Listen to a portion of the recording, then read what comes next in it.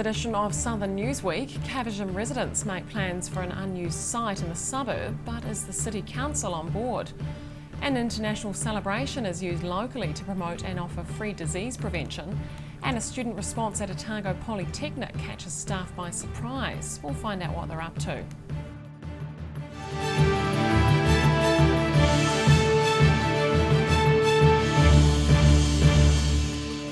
Kia ora, I'm Holly Buchanan.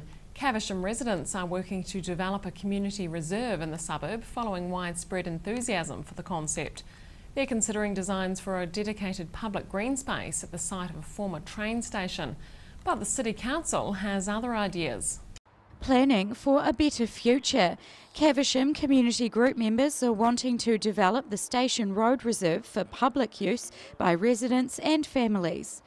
We'd like to have like an indoor space for children or for exhibitions. We're thinking that because it was originally a station, a historical station, we thought a few tram carriages set up on the side, maybe a cricket pitch in the middle, a picnic area.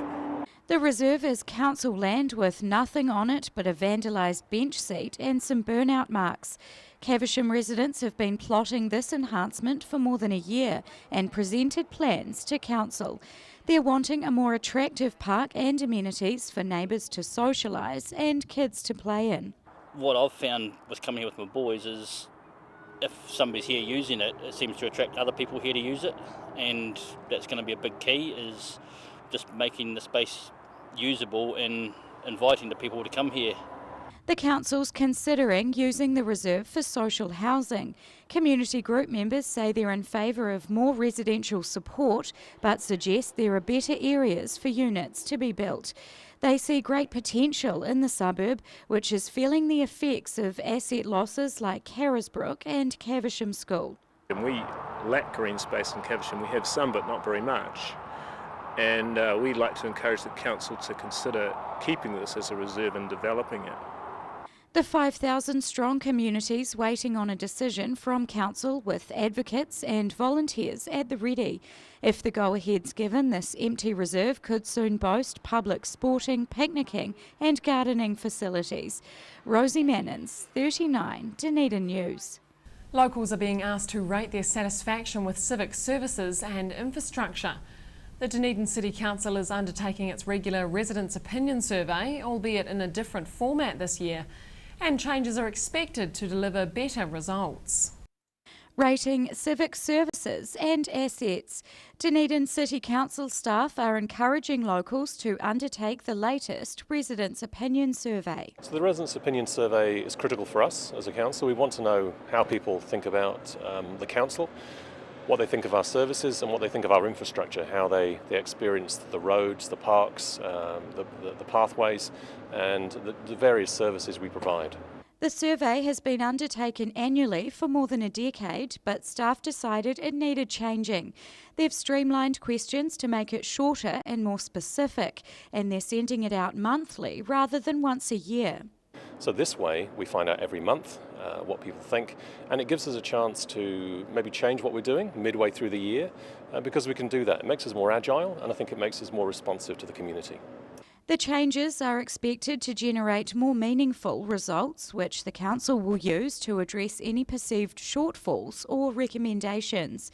Parking is always one bugbear that crops up, and staff are hoping to get a better idea of residents' needs by widening the scope of feedback. So in the past we've approached about 1,200 people from the electoral roll, random. And what we're doing now is doing that, but every month. So it means that we're getting 12 times the amount of people to talk to. The survey consistently has about a 25% response rate, but it's also available for any resident to complete, either in physical form or digitally through the council's website. Rosie Mannins, 39, Dunedin News. The Southern District Health Board is among organisations and individuals celebrating International Day of the Midwife. It's all about congratulating midwives for their important contribution to the health and well-being of mothers and babies. And locally, the occasion is also being used to promote disease prevention. Celebrating an important profession, Southern DHB staff have been marking International Day of the Midwife with a small gathering at Dunedin Hospital. This year's theme is Women and Newborns, the heart of midwifery, but local staff are also making midwives' health a priority. We are offering immunisation for all of our midwives, whether they're employed by the DHB or self-employed, for the flu vaccination and also for Boostrix to protect them from whooping cough. So today we've got this activity happening right now at Lakes District Hospital, in Southend Hospital and here in Dunedin Hospital. It's also Immunisation Week nationwide, with a focus this year on encouraging pregnant women to be vaccinated. Medical professionals say that's a way to ensure the future health of expectant mothers and their unborn children. We encourage them to get vaccinated in their third trimester, and we also know that if women are vaccinated for whooping cough while they're pregnant, then their babies get protection for whooping cough when they are born. So it's really important that women are immunised, and that as midwives providing care for women, that we are also immunised. She says it's important midwives recognised for the vital role they play in the local healthcare system. In Dunedin each year, around 1,800 babies are born in hospital and a further 500 enter the world at home or in primary maternity units. Staff are happy to have their efforts noticed and celebrated, but say they do the job for the love of it. Working with women and families at a really special time of their lives is hugely rewarding for us. We get to experience a really important time and support women and educate women and their families at a really crucial time in their lives, and we really feel we can make a difference to the experience of that woman and her family. Immunisation Week continues for the next few days, giving those eligible time to get their free vaccinations. Ruby McAndrew, 39, Dunedin News. Science has come alive for more than 100 school pupils at Kaikoura Valley College. They were participating in an inaugural Urban Farm Activity Day funded by the Ministry of Education. And the school's head of science says it's a taste of the future. Getting their hands dirty. More than 100 local primary and intermediate children have been launching into a unique educational event hosted at Kaikoura Valley College. The school's head of science says pupils revelled in the opportunity to learn outside the classroom. Well, we're having an activity day focused on our urban farm, and a particular area of interest for us is science and technology and how that can be applied in agriculture.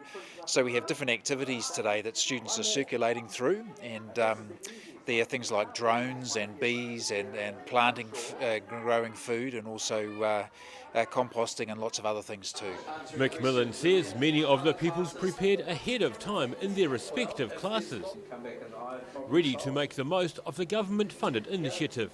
We've got the hands-on approach is doing really good things for them.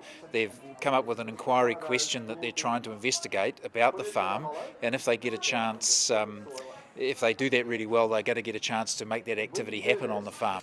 He's happy with the event's smooth running, which he's crediting to the many hours spent planning. Macmillan's also chuffed with the high level of community engagement, with guest educators participating from all walks of life. He says the inaugural Urban Farm Activity Day might not have happened without Ministry of Education funding. Well, we're fortunate to have gained the Innovation Fund last year, and that's part of the Investing in Educational Success package from the Ministry of Education, and that's helping us facilitate this type of learning and make it happen. So without that, we could probably still be able to do something like this, but not at the scale that we are doing it at today. Macmillan says the day's gone so well, he's hoping it will become an annual event. Daryl Baser, 39, Dunedin News. A group of local students are drawing on their tertiary experiences to help the next generation find their feet. The 20 students are taking part in the pilot stage of Otago Polytechnic's new ambassador scheme.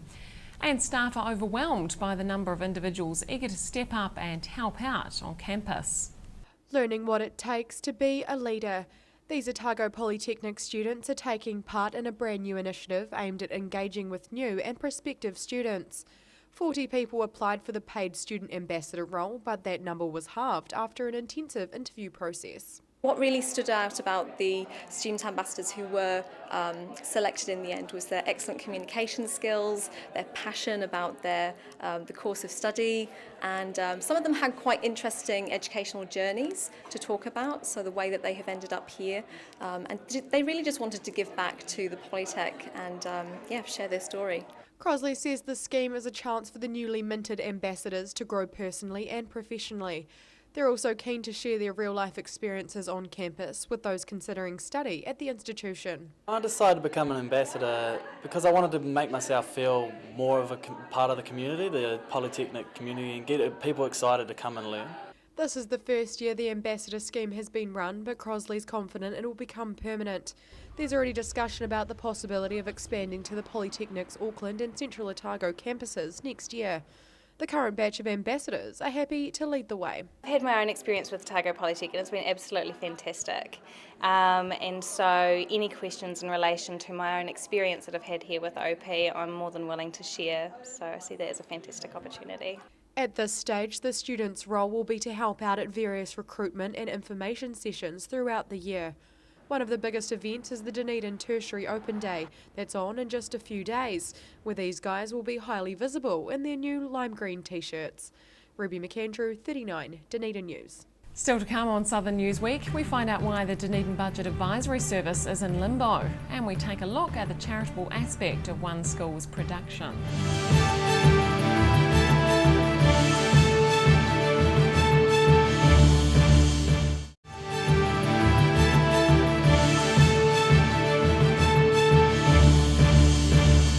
Welcome back. Landfill users may see costs rise as the government's reviewing its emissions trading scheme. The City Council is considering how it'll handle proposed changes, which could see all emissions having to be paid for at full price. But it could be some time before that happens. Making some last-minute notes, the Executive Officer of the Dunedin Budget Advisory Service is retiring after more than 2 decades in the business of giving free financial advice. Highlights are seeing clients get control of their money. Clients who have been struggling have been able to manage, and they're now able to manage, and so they're controlling their money instead of it controlling them. So that's really satisfying. Woodrow has been keeping the service running for 26 years by looking after volunteers and giving clients budgeting advice. She started in 1990 when there were no computers or databases and everything was done manually. During her time, the clientele has been steady, but the amount of debt people are facing has increased. When I started 26 years ago, people got into debt, but it was normally somewhere around about 3, 5, 8 to 10,000 maximum. Whereas these days it's common for clients to have 20, 30, 40,000, and sometimes we see some over 100,000. The Budget Advisory Service has been in Dunedin for 44 years, but that could soon change. The government is reviewing budget services and will decide whether to continue funding. Woodrow's hoping the agency has a presence in the city for years to come because she says there will always be people in financial strife. I hope it can continue providing a service to the people of Dunedin because it's very much needed, but we're in a really difficult situation at the moment where the government has done a whole review and things are changing and we're going to have to start tendering, so we don't know what the future holds. She's planning to spend more time with her family and relaxing while staff member Andrew Henderson steps into her role. Annabelle Dick, 39, Dunedin News. A group of Tairi women are helping disadvantaged girls on the other side of the globe by making clothing for them. They're involved in the Dress a Girl Around the World movement, which aims to provide garments for young females in underdeveloped countries. And the local creations won't only clothe girls, but protect them too. Dresses for Africa. These women are looking over garments made by Tairi residents that are going to young underprivileged girls in Kenya. On the Tairi here, it started at the beginning of this year. We put, DeWinkle put a wee display in the shop window for the Dress a Girl Around the World, and so ladies came in and started sewing, and in the last couple of months we've made 111 dresses. Dress a Girl Around the World is an initiative aiming to help young women and female children who can't afford clothing. 20 women on the Tairi are a part of a group creating and sending cotton dresses to girls worldwide. Meehan says these dresses help in protecting girls that are going through puberty and have little clothing from being sexually assaulted. Every dress that goes, even worldwide, they all have a Dress a Girl label, and this when they're in the villages, if they're wearing a dress with a label, it basically says to anyone who could harm them, I'm being watched, I'm being cared for, stay away from me. The group is now preparing to send 60 dresses to Kenya next week. Member Amelia Rogers is travelling to the African country and personally delivering the garments to a village called Miti Mingi. I'm just really excited to be physically taking them myself. A lot of the time, sending things overseas, you don't know where they end up. Same with donations of money, you really want to see exactly where it ends up. And so I'm really excited to be physically taking them in my suitcase and distributing them right to the girls. More than 300,000 dresses have been created for the cause worldwide. The local group plans on continuing the initiative to send more clothing to the Solomon Islands later this year. Annabelle Dick, 39, Dunedin News. Staff and pupils of a local high school have tackled one of the world's most well-known stories for their recent production. Kavanagh College has recently been busy performing The Wizard of Oz, and audience members were being given the opportunity to help communities in need. Creating Kansas. Pupils at Kavanagh College are going through their final rehearsals for the school's version of The Wizard of Oz. About 110 students of all ages are working on the production, which is proving to be a mammoth undertaking. Wizard of Oz is a really challenging production. I think there's some real technical parts to this musical, particularly with the cyclone. So there's a twister that comes in and a house that has to spin and land on top of the witch. So there's a few issues surrounding movement of people and witches and monkeys flying. Auditions began in February and rehearsals have been running 3 times a week since then. Organisers say pupils are getting a lot from being involved. We have students involved with all aspects of it, so they do sound and lighting as well as props and costumes, and then you have your actors and performers and dancers on top. So just for them to have experience in a less than professional show, but certainly in all aspects of it, and it's a really good opportunity for them to have a lot of learning. Staff say putting on productions is expensive and the school usually makes a loss in doing so. But this year's a little different, and the show may even generate support for people struggling outside the city. We are taking a collection this time, just part of our special character. We're looking at the links between Fiji and cyclones and having a collection for Caritas while we're here. So producers are hoping audience members get a laugh from the show, which even features a real dog as Toto. They'll be staging 3 evening performances from tomorrow and a couple of matinees for contributing schools. Rosie Mannins, 39, Dunedin News. And just ahead on Southern Newsweek, hundreds of people dressed in red to complete a fun run in the name of heart health. And we learn more about a locally made pink treat that'll be hitting the shelves in supermarkets.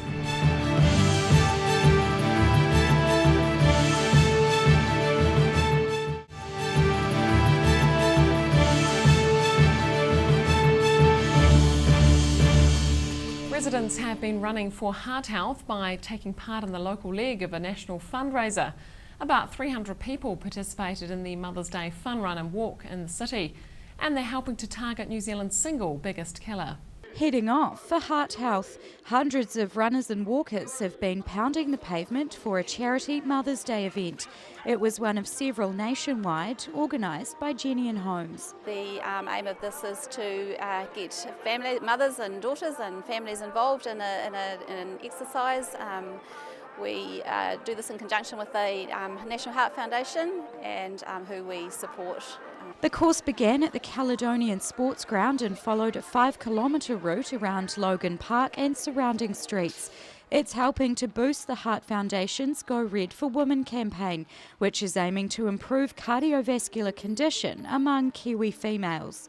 We support them with their Heart Foundation lottery, and obviously we're the builders of the Jenny and Homes, which are the first prizes in the lottery draws. So very strong association, and we feel that this is just another way we can help out with the Heart Foundation with their this research.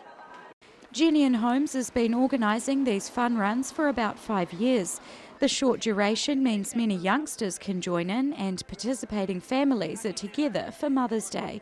Nationally, more than 5,000 people took part this year, with about 300 locally.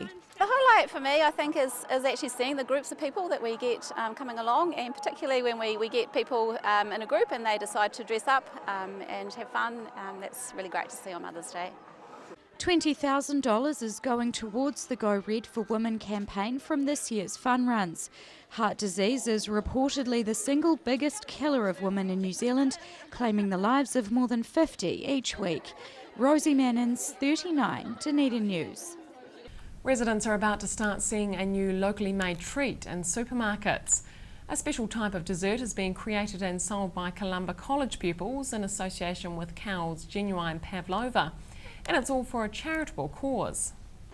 Serving up success. An enterprising group of Columba College pupils have teamed up with a local business to create and sell pink pavlovas for charity.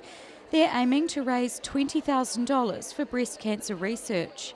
We went on a lot of different tangents to get here, but I think what we always wanted to do was make a contribution to a cause. So I think we wanted to incorporate breast cancer somehow.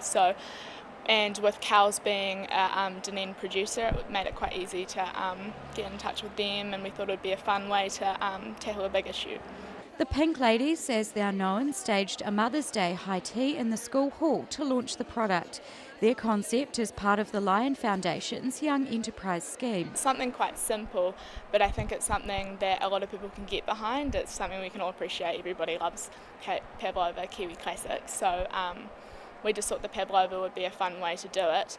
There are 15 girls in the team and they're being mentored by a teacher. The sweet treats are now available in the city and the students are planning on expanding the venture in coming months.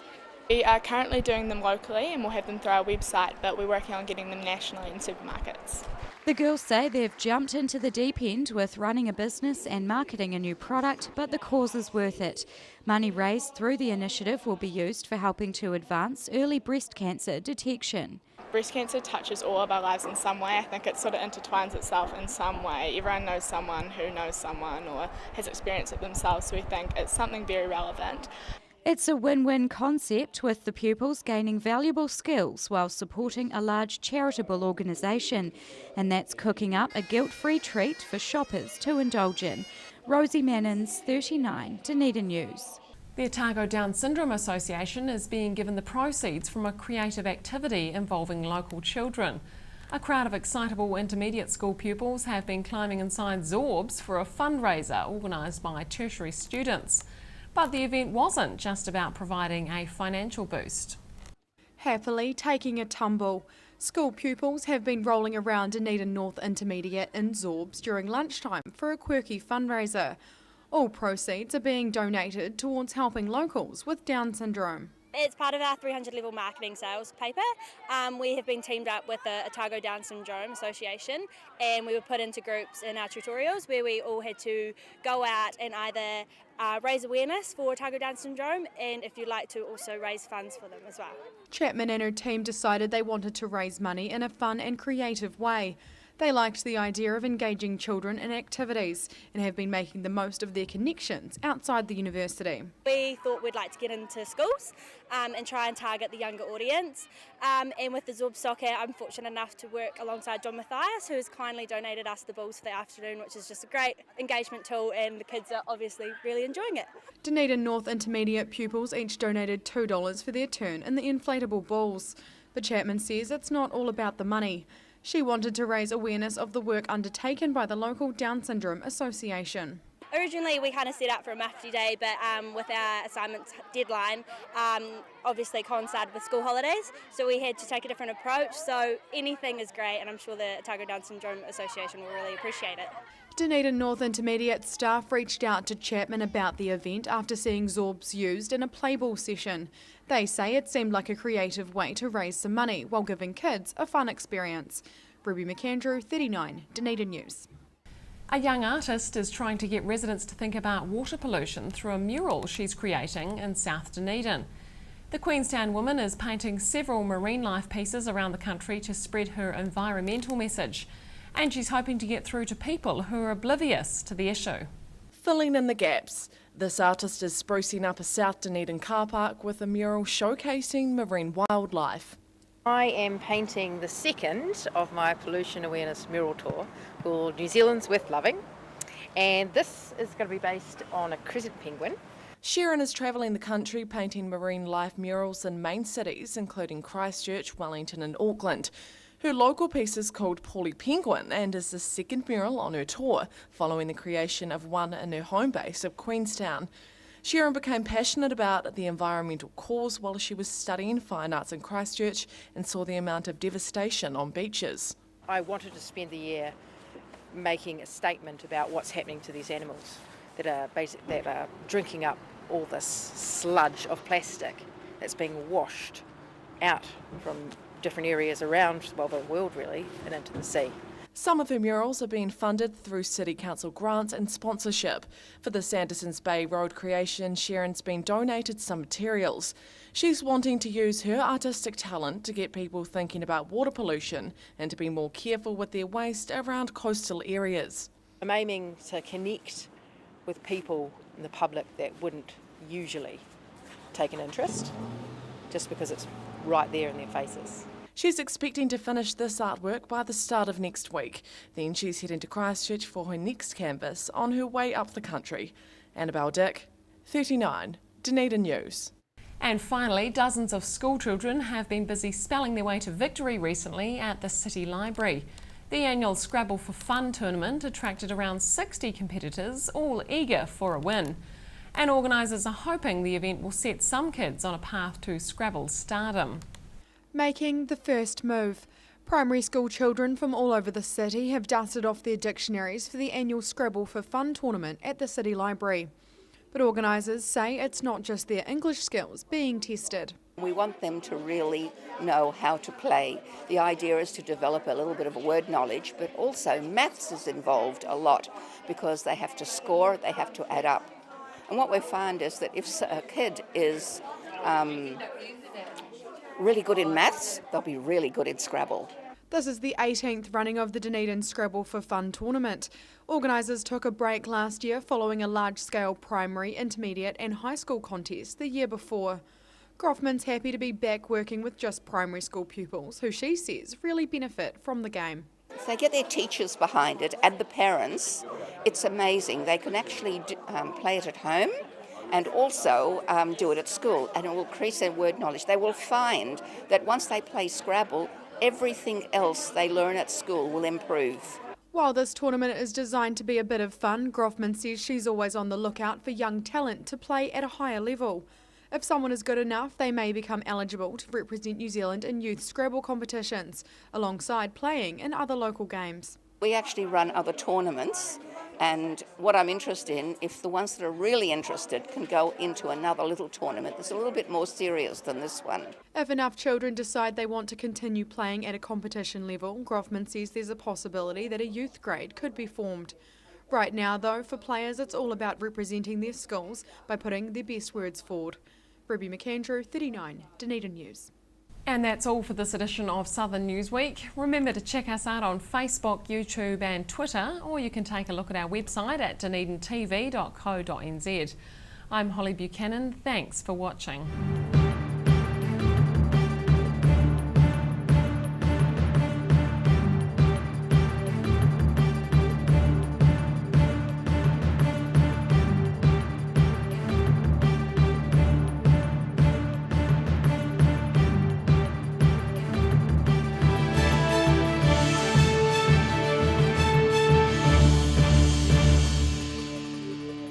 Supporting local content so you can see more of New Zealand on air.